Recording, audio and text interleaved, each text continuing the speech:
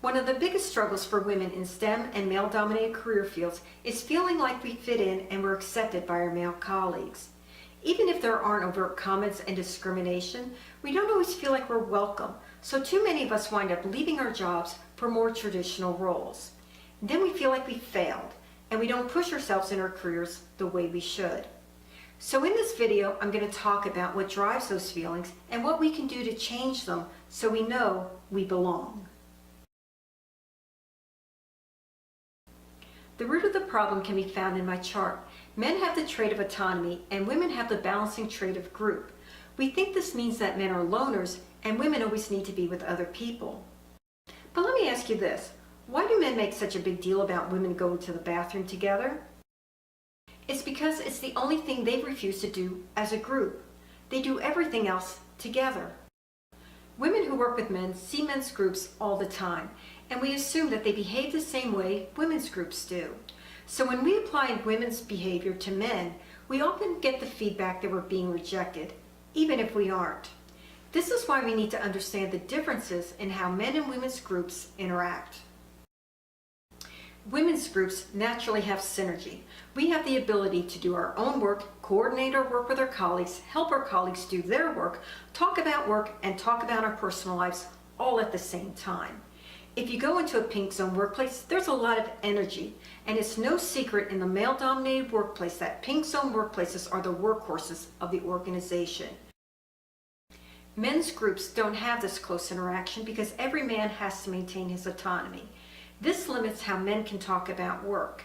To them, coordination is just telling each other what they're working on. Now, you may be thinking that the guys you work with always seem to be talking about work. But if you listen, they're talking about a client, a coworker, or a situation. It's always about something that's happening over there and not what's going on between them. And it's in this way that men maintain their individuality and separation from each other that women can't relate to.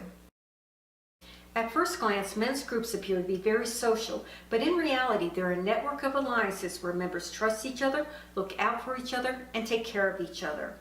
So if one member gets a promotion or a new job, he takes care of his buddies, and they all follow him to his new position.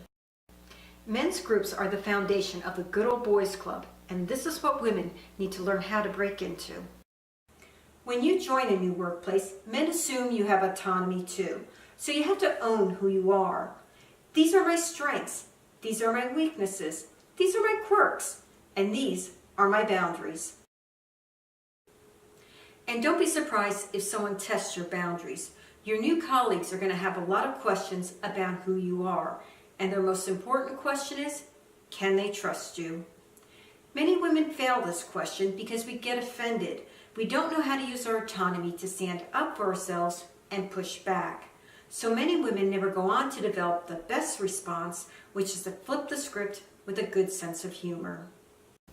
Having a good sense of humor is critical when you work with men because men often work in more stressful environments and they use humor and talking to help relieve some of the stress. And make sure you participate in men's favorite bonding ritual, lunch. If you're invited to lunch, that's your invitation to join the group. So if you don't go, they'll see it as you rejecting them. But if you're still having a hard time breaking through, remember the old adage, the way to a man's heart is through his stomach. It works in the workplace too, so bring in some food. It takes time to build the kind of relationships we want, but we can speed up the process by asking one of our male colleagues to help train us. We're going to appeal to his expertise and ask him to show us how he does something. And don't be surprised if other men join in and talk about how they do it in order to show off their expertise. To men, this is autonomy, but to us, we're discreetly sowing the seeds for the kind of interaction and coordination we want. As you're building your relationships, you're going to realize that your workplace could benefit from a huge dose of coordination, female style. But before you dive in and tell your colleagues how they can do their work better and trample all over their autonomy, you need to earn their respect. The easiest way is to simply take care of a workplace problem the guys are avoiding. Don't ask for permission, just do it. It proves you have autonomy, are taking care of your buddies, and are someone that can get things done. That's what they value, trust, and respect. Now that you've solved one problem, you're ready to tackle another. And the guys, they're going to let you, especially if it reduces their frustration and stress. This opens the door to all of your female traits, so you can start building the synergy and having the kind of interaction you want. Now, some women don't want to go through this process and they don't think they should have to. But here's the reality check. If we don't do it, it's not going to happen. Men don't know how to introduce the pink traits into their workplace that will create the type of work environment we want.